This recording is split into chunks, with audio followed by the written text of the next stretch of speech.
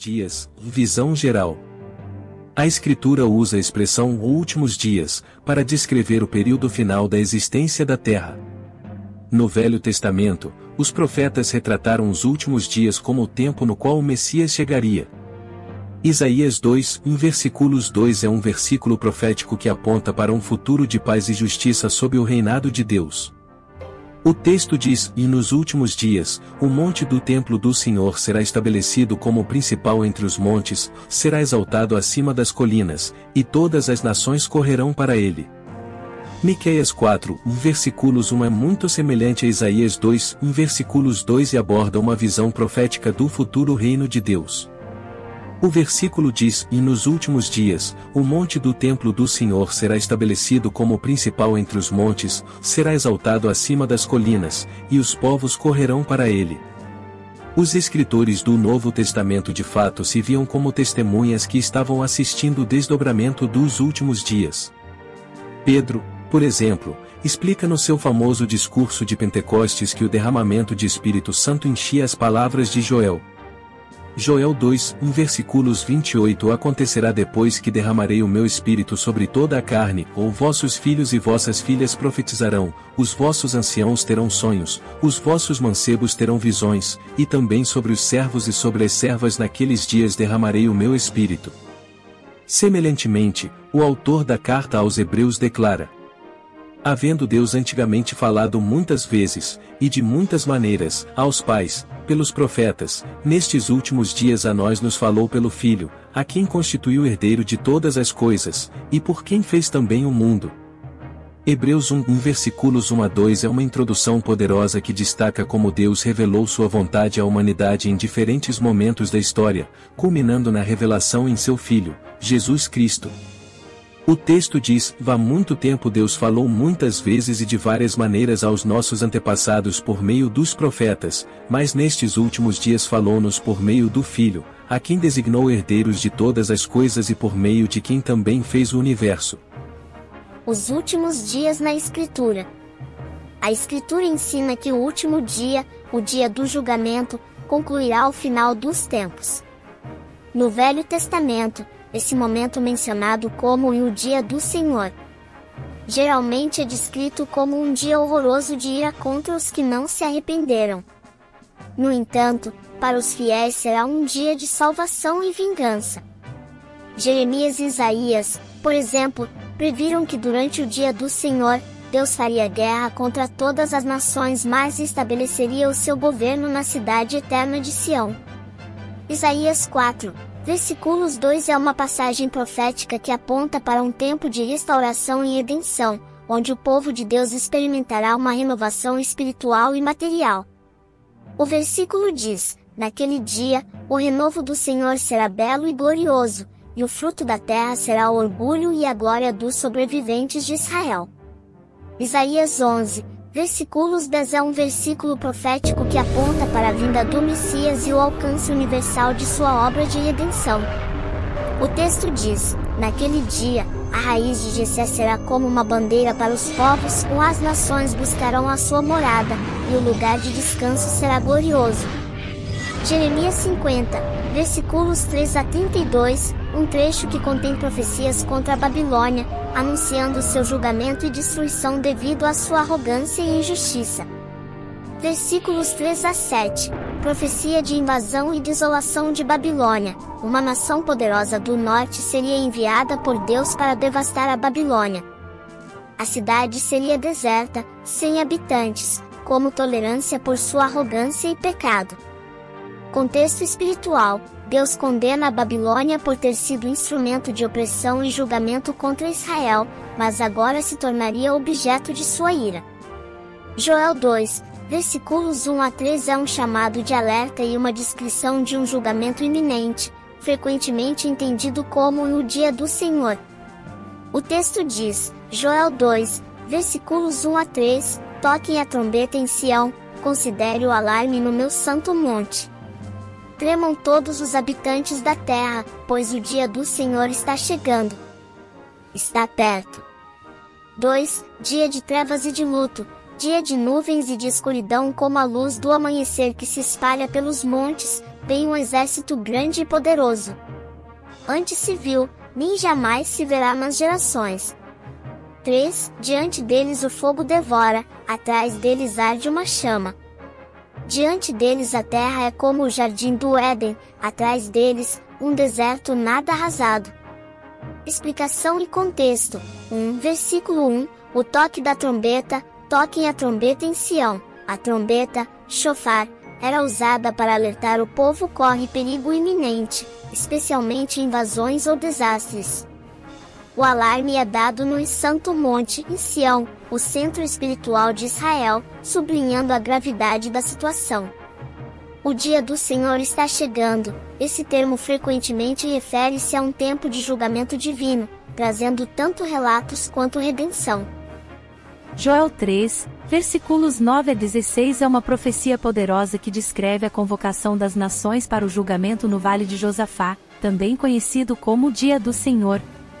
Essa passagem enfatiza tanto a soberania de Deus quanto o destino das nações que se opõem a ele. Joel 3, versículos 9 a 16. 9 Proclame isto entre as nações, preparem-se para a guerra. Mobilizem os guerreiros. Todos os homens de guerra aproximem-se e ataquem. 10 Forjem os seus arados, fazendo deles espadas, e de suas foices fazem lanças. 11 Venham depressa, todos vocês, nações vizinhas, e reúnam-se. Tragam para lá os teus guerreiros, Senhor. 12 Levantem-se as nações e dirijam-se ao vale de Josafá, pois ali me assentarei para julgar todas as nações vizinhas. 13 Lancem a foice, pois a colheita está madura. Venham, pisem as uvas, pois decisão o lagar está cheio e os tonéis, tão grande é a maldade dessas nações. 14 Multidões, multidões no vale da decisão. Pois o dia do Senhor está próximo, no vale da decisão. 15 O sol e a lua escurecerão, e as estrelas já não brilharão. 16 O Senhor rugirá de Sião e trovejará de Jerusalém, o Senhor será um refúgio para o seu povo, uma fortaleza para Israel. Versículos 9 a 11 Convocação para a guerra. Preparem-se para a guerra, Deus desafia as nações a se prepararem para o confronto final. A linguagem é irônica, pois mostra a futilidade de lutar contra o Senhor. Forjem os seus arados, fazendo deles espadas. Essa expressão reverte a imagem de paz de Isaías 2, versículos 4, derrubando que as nações estão se mobilizando para a guerra em vez de buscar harmonia. Tragam para lá os teus guerreiros, Senhor, indica a intervenção direta de Deus no conflito. 2, versículo 12, o Vale de Josafá. Amós 5, versículos 18 a 20. Versículo 18. O equívoco sobre o dia do Senhor. O dia do Senhor era esperado como um dia de vitória para Israel, quando Deus derrotaria seus inimigos. Amós adverte que esse dia não. Ai de vocês, há uma expressão de lamento e advertência. Versículo 19. Escapando de um perigo para outro. A metáfora do homem fugindo de um leão e íncon. Isso ilustra a futilidade de tentar escapar da justiça divina. Versículo 20. Trevas absolutas. O dia do Senhor será marcado por escuridão, simbolizando calamidade, confusão e juízo severo. A ausência de luz reflete a completa falta de favor divino para aqueles que estão sob condenação. Amós 9, versículos 11. Naquele dia, levantarei a tenda de Davi, que está caída, repararei as suas brechas e levantarei as suas ruínas, e a restaurarei como era nos dias passados. Naquele dia. Refere-se a um tempo futuro, o dia do Senhor, que não será apenas um dia de juízo, mas também de restauração para o povo de Deus. Embora o livro de Amós tenha uma ênfase forte no juízo, a parte final contém promessas de restauração e de bênçãos futuras. Levantarei a tenda de Davi. A tenda de Davi é uma metáfora para o reino de Davi, que havia caído devido à infidelidade de Israel. O reino de Davi representa a dinastia real e o governo de Deus através de um rei justo. A restauração da tenda de Davi é uma promessa de que Deus restaurará a realeza e o domínio de Israel, especialmente no sentido messiânico, com um rei justo vindo da linhagem de Davi. Repararei as suas brechas e levantarei as suas ruínas. As brechas e as ruínas simbolizam o estado de decadência e destruição de Israel após o juízo de Deus, mas a promessa é de que Deus restaurará Israel e corrigirá o que foi quebrado. Restaurarei como era nos dias passados. A restauração será como nos dias gloriosos de Israel sob o reinado de Davi, quando havia prosperidade, justiça e unidade. Essa promessa aponta para um futuro de bênçãos e paz, não apenas a reconstrução física, mas também espiritual e política, um tempo de plenitude. Sofonias 1, versículo 7. Silenciem diante do soberano Senhor, porque o dia do Senhor está perto. O Senhor preparou um sacrifício, consagrou os seus convidados. Silenciem diante do soberano Senhor. O silêncio aqui é uma forma de respeito e reverência diante da presença e do juízo iminente de Deus. É um convite para que as pessoas parem e se preparem para o julgamento divino, reconhecendo a seriedade do momento. A expressão enfatiza o poder de Deus como soberano sobre todas as coisas e a necessidade de quietude diante de sua autoridade. Porque o dia do Senhor está perto. A proximidade do dia do Senhor indica que o tempo de juízo está iminente. Esse dia é um tema central em Sofonias e em outros livros proféticos, simbolizando um período de justiça divina, no qual Deus intervirá no mundo, punindo os ímpios e trazendo salvação aos justos. O Senhor preparou um sacrifício, consagrou os seus convidados. A referência ao sacrifício pode ser entendida de várias maneiras. Em um sentido, pode ser uma metáfora para o juízo, no qual as nações e até o povo de Judá serão oferecidos como sacrifício, ou seja, passarão pelo julgamento divino. Consagrou os seus convidados sugere que aqueles que participam desse julgamento, as nações ou pessoas que serão julgadas, já estão designados para esse destino. Eles foram consagrados ou preparados para o juízo, o que indica que o plano de Deus é soberano e infalível. Deus absolverá ou punirá as pessoas baseando-se em suas condutas. Aqueles fiéis à aliança prosperarão, porém os desleais perecerão. O profeta Abacuque identifica o justo como sendo uma pessoa fiel. Abacuque 2, versículos 4. O ímpio, de nada vale a sua riqueza, mas o justo viverá pela sua fidelidade. Explicação. O ímpio, de nada vale a sua riqueza. A advertência aqui é de que a prosperidade e riqueza dos ímpios são apenas temporárias. Mesmo que os ímpios prosperem no curto prazo, essa prosperidade não tem valor real nem duradouro. A justiça, longe de ser medida pela prosperidade material, é julgada por Deus. A riqueza dos ímpios não tem valor eterno, mas o justo viverá pela sua fidelidade. A vida e a salvação dos justos estão baseadas em sua fidelidade a Deus. Isso indica uma confiança constante e perseverante em Deus, mesmo diante de dificuldades e opressão. A fidelidade é muitas vezes traduzida como fé ou confiança, mostrando que o justo vive por confiar e seguir a justiça de Deus. Os escritores do Novo Testamento aceitaram essas ideias, no entanto as interpretaram na luz da obra e palavras de Jesus. Eles acreditavam que Deus apontou Cristo para ser julgador dos vivos e dos mortos. Atos 10, versículos 42. E ele nos mandou pregar ao povo e testemunhar que ele foi constituído por Deus juiz dos vivos e dos mortos. Por essa razão, tanto os que creem quanto os que não creem têm que comparecer perante o tribunal de Cristo, para que cada um receba bênçãos ou condenação, de acordo com o que eles fizeram com suas vidas. 2 Coríntios 5, versículos 10. Pois todos devemos comparecer perante o tribunal de Cristo, para que cada um receba o que tiver feito por meio do corpo, seja o bem ou o mal. Explicação. Pois todos devemos comparecer perante o tribunal de Cristo. Este versículo afirma que todos, sem exceção, comparecerão diante de Cristo no final dos tempos para serem julgados. O tribunal de Cristo é o lugar onde será feita a avaliação das ações de cada pessoa, levando em conta suas escolhas e a forma como viveram. A ideia de um tribunal implica em um julgamento imparcial e definitivo, onde as obras de cada um serão avaliadas, para que cada um receba o que tiver feito por meio do corpo. Este trecho destaca que as ações e escolhas feitas durante a vida, aquelas que cada pessoa realiza enquanto ainda está no corpo, em sua vida física, serão julgadas.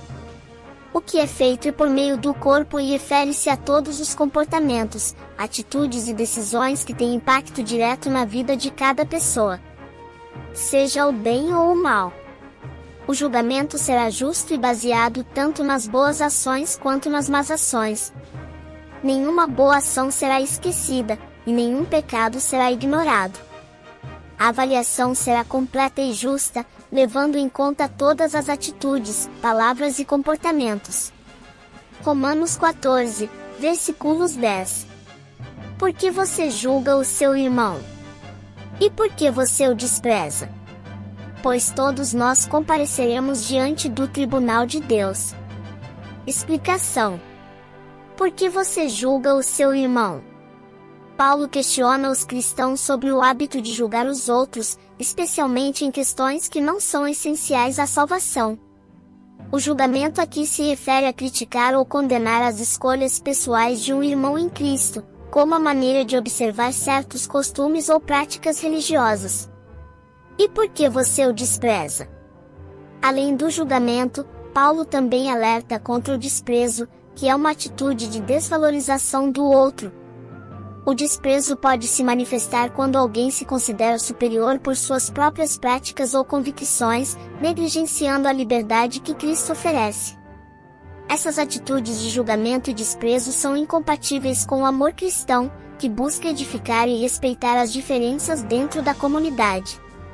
Pois todos nós compareceremos diante do tribunal de Deus. O versículo lembra que, no final, todos terão que prestar contas diante de Deus. O julgamento final será feito por Deus, e Ele é o único juiz justo e imparcial. A responsabilidade de julgar os outros é de Deus, e, portanto, devemos evitar julgamentos precipitados ou desrespeitosos. A ênfase aqui é que todos, sem exceção, seremos avaliados por Deus com base em nossas ações, atitudes e como lidamos com os outros, especialmente no que diz respeito ao amor e à aceitação mútua. Paulo e João dizem que as pessoas serão julgadas de acordo com suas obras, se elas foram agradáveis a Deus ou não. Apocalipse 20, versículos 12. Vi os mortos, grandes e pequenos, de pé diante do trono, e livros foram abertos. Outro livro foi aberto, o livro da vida. Os mortos foram julgados segundo o que haviam feito, conforme o que estava registrado nos livros. Explicação: vi os mortos, grandes e pequenos, de pé diante do trono. João descreve uma visão de todos os mortos, independentemente de sua importância ou status na terra, diante do trono de Deus. Isso implica que ninguém será excluído desse julgamento, independentemente de sua posição na vida terrena. O fato de todos estarem de pé diante do trono indica que todos terão que se apresentar diante de Deus, sem exceção. E livros foram abertos. Os livros simbolizam os registros das ações de cada pessoa. Eles representam a completa e detalhada avaliação das obras humanas, que serão levadas em conta no momento do julgamento. Esses livros contêm tudo o que cada pessoa fez durante sua vida, e são usados para o julgamento justo e preciso de Deus. Outro livro foi aberto, o livro da vida. O livro da vida é o registro daqueles que têm a salvação em Cristo. Aqueles cujos nomes estão nesse livro estão garantidos para a vida eterna. Este livro é frequentemente mencionado em Apocalipse como sendo um símbolo da salvação. O contraste entre os livros das obras e o livro da vida mostra que o julgamento de Deus é duplo, as ações são avaliadas, mas a salvação está ligada à presença ou ausência no livro da vida. Os mortos foram julgados segundo o que haviam feito, conforme o que estava registrado nos livros. O julgamento é baseado nas ações de cada um.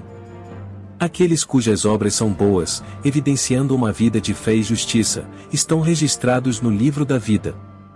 No entanto, aqueles que viveram em pecado e rejeitaram a salvação de Cristo enfrentarão um destino de condenação.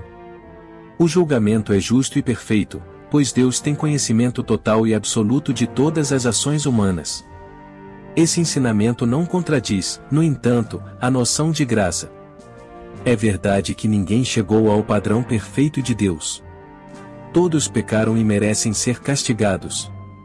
Romanos 3, versículos 23. Pois todos pecaram e estão destituídos da glória de Deus. Explicação. Pois todos pecaram. Este versículo começa com uma afirmação clara e abrangente: todos os seres humanos pecaram. O todos aqui não exclui ninguém, sendo uma declaração universal sobre a condição do ser humano. O pecado, neste contexto, é entendido como a transgressão à vontade de Deus, a desobediência à sua palavra e o afastamento do seu padrão de justiça. E estão destituídos da glória de Deus. A frase "o destituídos da glória de Deus" indica que, devido ao pecado, os seres humanos perderam o acesso à presença de Deus e à sua glória, que é a manifestação de sua perfeição, santidade e majestade.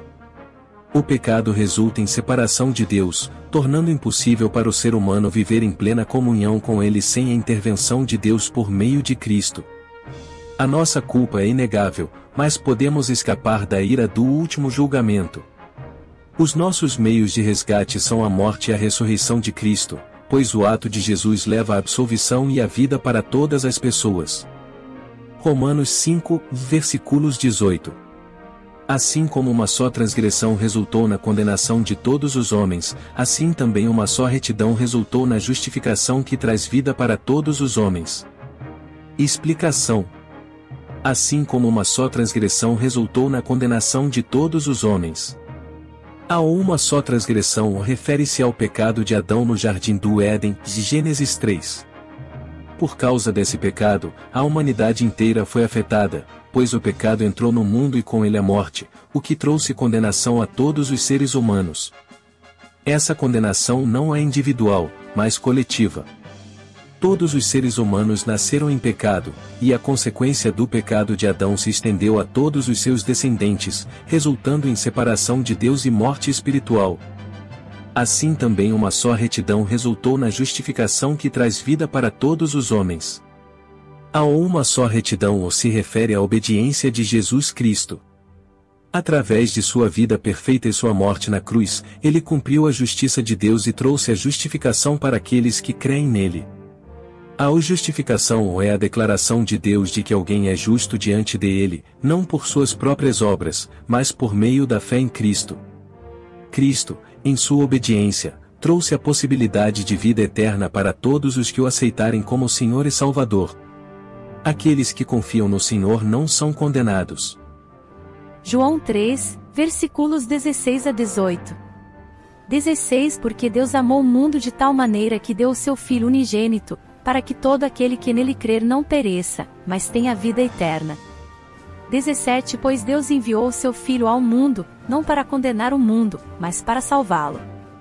18 Quem nele crer não é condenado, mas quem não crer já está condenado, porque não crê no nome do Filho unigênito de Deus. Explicação. Porque Deus amou o mundo de tal maneira que deu o seu Filho unigênito. Este versículo revela o imenso amor de Deus pela humanidade. Deus amou o mundo de maneira extraordinária, ao ponto de sacrificar seu Filho único para proporcionar salvação aos seres humanos.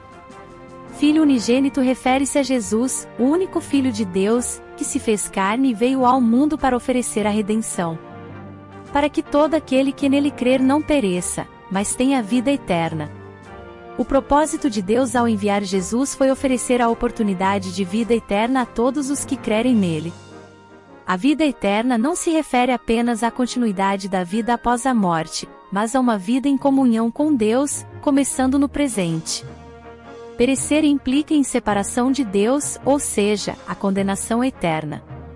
Pois Deus enviou o seu Filho ao mundo, não para condenar o mundo, mas para salvá-lo. A missão de Jesus no mundo não foi de condenar, mas de salvar. Sua vinda trouxe uma oferta de perdão e reconciliação com Deus, algo que estava distante devido ao pecado. A salvação está disponível para todos que aceitarem a oferta de Cristo, não importa seu passado ou seus erros. Quem nele crer não é condenado, mas quem não crer já está condenado, porque não crê no nome do Filho unigênito de Deus. A fé em Jesus é a chave para a salvação. Quem crê em Jesus não é condenado, pois tem seus pecados perdoados e recebe a justificação diante de Deus. A condenação é para aqueles que rejeitam a Cristo, pois, ao não crer nele, permanecem em sua condição de pecado e afastamento de Deus. E podem entrar no dia do julgamento confiantes. 1 João 4, versículos 17. Nisso, o amor é perfeito em nós, para que tenhamos confiança no dia do juízo, pois, como ele é, também nós somos neste mundo. Explicação. Nisso, o amor é perfeito em nós. O amor perfeito refere-se ao amor de Deus por nós, que é incomparável e sem falhas. Esse amor se manifesta em Cristo e é aceito por nós. O amor perfeito não significa apenas a nossa capacidade de amar a Deus, mas o amor de Deus sendo plenamente derramado em nós. A perfeição desse amor nos transforma e nos permite viver de acordo com a vontade de Deus. Para que tenhamos confiança no dia do juízo. O dia do juízo refere-se ao julgamento final, quando todas as pessoas serão julgadas por Deus. A confiança mencionada aqui é a segurança que os cristãos têm em Cristo, sabendo que, devido ao amor de Deus, não têm de temer a condenação. O amor de Deus proporciona aos crentes a certeza de que serão aceitos por Ele no julgamento final, pois estão em Cristo, que os purifica do pecado. Pois, como Ele é, também nós somos neste mundo. Como Ele é refere-se a Cristo, que é o exemplo supremo de amor perfeito.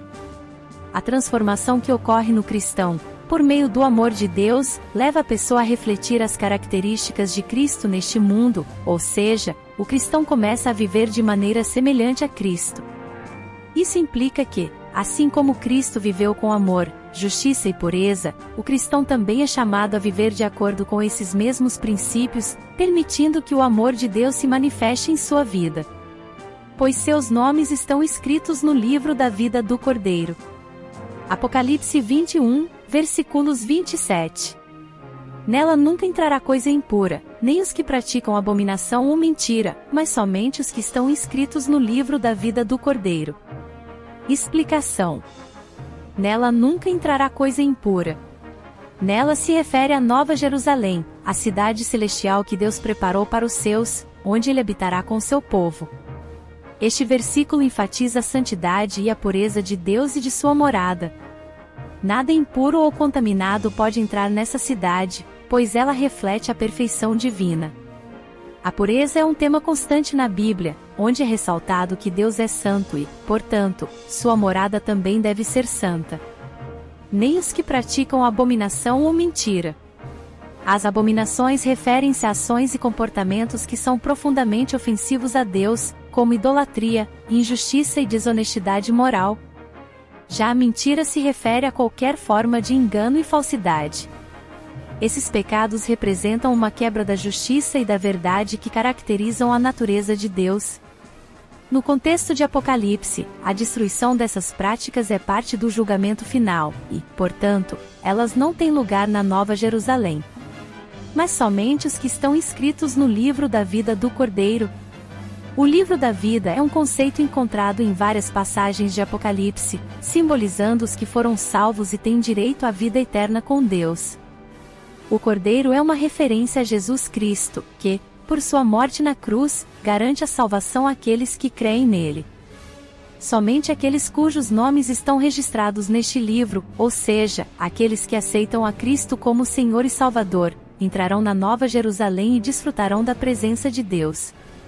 Aqueles que rejeitarem a Cristo não têm tal recurso. Eles têm que encarar o dia do julgamento sem um advogado e serão condenados.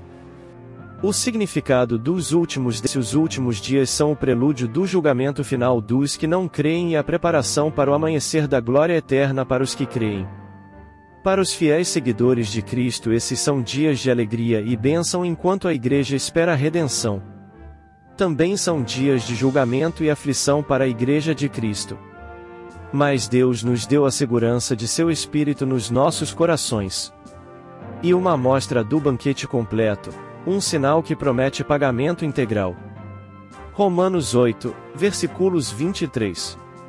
Não só ela, mas nós mesmos, que temos as primícias do Espírito, gememos interiormente, aguardando a adoção, a redenção do nosso corpo. Explicação: não só ela, mas nós mesmos. Ela se refere à criação, que, nos versículos anteriores, Romanos 8, e versículos 19 a 22, é descrita como aguardando ansiosamente a redenção. Paulo amplia o foco para incluir os cristãos, que também estão envolvidos nesse processo de espera. A criação, embora tenha sido criada boa, está agora sujeita à corrupção devido ao pecado, e também anseia por ser restaurada. Da mesma forma, os cristãos, apesar de já experimentarem a salvação em parte, ainda aguardam a plena redenção. Que temos as primícias do Espírito. As primícias referem-se aos primeiros frutos de uma colheita, ou seja, uma amostra inicial que garante o resto da colheita. No contexto do cristão, as primícias do Espírito são os dons e a presença do Espírito Santo em nossas vidas, que nos capacitam e nos asseguram de que a redenção total acontecerá. O Espírito Santo é um sinal da promessa de Deus, dando-nos uma amostra da glória futura que receberemos na plenitude. Gememos interiormente. Gememos interiormente refere-se ao desejo profundo e ansioso que os cristãos sentem por sua redenção completa. Mesmo tendo experimentado a salvação espiritual, ainda estamos sujeitos à dor, ao sofrimento e à mortalidade em nossos corpos. Esse anseio é uma expressão da esperança por uma transformação final e perfeita. Esse gemido é uma manifestação de uma expectativa que aguarda a completa restauração prometida por Deus. Aguardando a adoção, a redenção do nosso corpo. A adoção aqui se refere ao momento em que, como filhos de Deus, teremos a plena experiência da filiação divina, onde seremos finalmente resgatados de todos os efeitos do pecado, não apenas espiritualmente, mas também fisicamente. A redenção do nosso corpo significa que nossos corpos, que estão sujeitos à decadência e morte por causa do pecado, serão transformados em corpos glorificados, à semelhança do corpo de Cristo. Isso ocorrerá na ressurreição, quando todos os crentes serão transformados e receberão um corpo incorruptível. 2 Coríntios 1, versículos 22. Ele nos ungiu, também nos selou e deu o penhor do Espírito em nossos corações. Explicação: ele nos ungiu. A unção de Deus é a capacitação que ele dá ao cristão por meio do Espírito Santo para cumprir sua vontade. No Antigo Testamento, a unção era usada para consagrar sacerdotes, reis e profetas. No Novo Testamento, todos os cristãos são ungidos com o Espírito Santo, o que significa que somos escolhidos e capacitados por Deus para viver e servir a Ele. A unção também é um sinal de que pertencemos a Deus, sendo marcados e separados para a sua obra. Também nos selou. O selar é uma marca de propriedade e segurança. No contexto da Bíblia, o selo de Deus significa que fomos autenticados como seus filhos e que estamos protegidos por Ele. O selo garante que somos pertencentes a Deus e que Ele cuidará de nós até a consumação final. Esse selo é colocado pelo Espírito Santo, que é o marcador de nossa identidade em Cristo e o sinal de nossa salvação. E deu o penhor do Espírito em nossos corações. O penhor é uma garantia ou um adiantamento, uma promessa de que algo maior está por vir. O Espírito Santo é o penhor, ou garantia, que Deus nos dá de que Ele cumprirá todas as suas promessas, incluindo a promessa de vida eterna. O Espírito é dado como um adiantamento da plenitude da salvação que ainda experimentaremos em sua totalidade no futuro. Ele habita em nossos corações e é uma evidência de que pertencemos a Deus. Efésios 1, versículos 14. O Espírito Santo é o penhor da nossa herança, até o resgate da possessão de Deus, para louvor da sua glória. Explicação: o Espírito Santo é o penhor da nossa herança. O penhor é uma garantia ou adiantamento, como uma espécie de depósito que assegura que algo maior e completo está por vir. O Espírito Santo é dado aos cristãos como um penhor, garantindo que a salvação e a herança que nos aguardam serão plenamente realizadas no futuro. A herança se refere à vida eterna que Deus prometeu aos seus filhos. O Espírito, portanto, é uma garantia de que o crente receberá toda a herança que foi prometida, a plenitude da salvação, a comunhão com Deus e o novo céu e a nova terra, até o resgate da possessão de Deus. O resgate se refere ao momento da consumação final da salvação, quando Cristo retornará para redimir completamente o seu povo. Esse resgate inclui a ressurreição dos mortos, a transformação dos corpos e a restauração da criação. A possessão de Deus é o povo de Deus, que foi adquirido por Cristo através de seu sacrifício. O resgate indica o cumprimento final da salvação, quando Deus tomará seu povo para si plenamente, para louvor da sua glória. Toda essa obra de salvação, incluindo o envio do Espírito Santo como penhor, tem como objetivo final a glória de Deus. A salvação e a herança que recebemos são para o louvor da glória de Deus, destacando sua graça, poder e misericórdia. A redenção e a promessa de vida eterna nos levam a adorar e glorificar a Deus, pois Ele é digno de ser exaltado por sua obra de salvação. A realização de que estamos nos últimos dias deve promover uma mudança dramática na qualidade e intensidade em que vivemos as nossas vidas. Segundo Pedro 3, versículos 11 a 14. 11 Visto que tudo será assim desfeito, que tipo de pessoas vocês devem ser, vivendo em santidade e piedade? 12 Enquanto aguardam a vinda do dia de Deus e apressam a sua vinda? Naquele dia os céus serão desfeitos pelo fogo, e os elementos serão dissolvidos pelo calor. 13 Mas, de acordo com a sua promessa, estamos aguardando novos céus e nova terra, onde habita a justiça. 14 Assim, amados, como esperam essas coisas, esforcem-se para ser achados imaculados, irrepreensíveis e em paz com Ele. Explicação: visto que tudo será assim desfeito, que tipo de pessoas vocês devem ser, vivendo em santidade e piedade? Versículos 11. Pedro nos lembra que, diante da certeza de que tudo no mundo será destruído, incluindo os céus e a terra, somos chamados a viver de forma diferente, com santidade e piedade. O conhecimento de que a criação atual será dissolvida deve nos levar a viver com uma perspectiva eterna, focados na santidade de Deus e na pureza de nossa conduta. Isso implica viver em conformidade com a vontade de Deus, buscando a santidade em nossa vida cotidiana. Enquanto aguardam a vinda do dia de Deus e apressam a sua vinda, versículos 12. Pedro faz referência ao dia de Deus, que é o dia do retorno de Cristo, quando ele julgará o mundo e trará a restauração final. Este dia será marcado por grande destruição, como descrito na Bíblia, e é um evento aguardado com expectativa pela humanidade e pelos cristãos. A pergunta apressam a sua vinda sugere que, de alguma forma, nossas ações e vivências podem influenciar a proximidade desse evento, o que nos leva a refletir sobre como nossas atitudes podem acelerar ou retardar a vinda do Senhor. Naquele dia os céus serão desfeitos pelo fogo, e os elementos serão dissolvidos pelo calor. A descrição da destruição do universo, como conhecemos os céus sendo desfeitos pelo fogo e os elementos dissolvidos, faz referência ao juízo final e à purificação da criação. O fogo é um símbolo bíblico de julgamento e purificação, significando que tudo será purificado e restaurado, mas também que as coisas materiais e temporais serão destruídas. Este versículo aponta para o fim do atual estado do mundo, que será renovado por Deus. Mas, de acordo com a sua promessa, estamos aguardando novos céus e nova terra, onde habita a justiça. Pedro nos lembra que, embora o mundo atual seja destruído, conforme a promessa de Deus, há expectativa de novos céus e uma nova terra.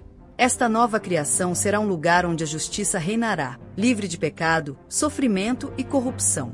A promessa de um novo céu e nova terra é central na esperança cristã, especialmente em relação à plena restauração que Deus realizará no fim dos tempos, como também descrito em Apocalipse 21.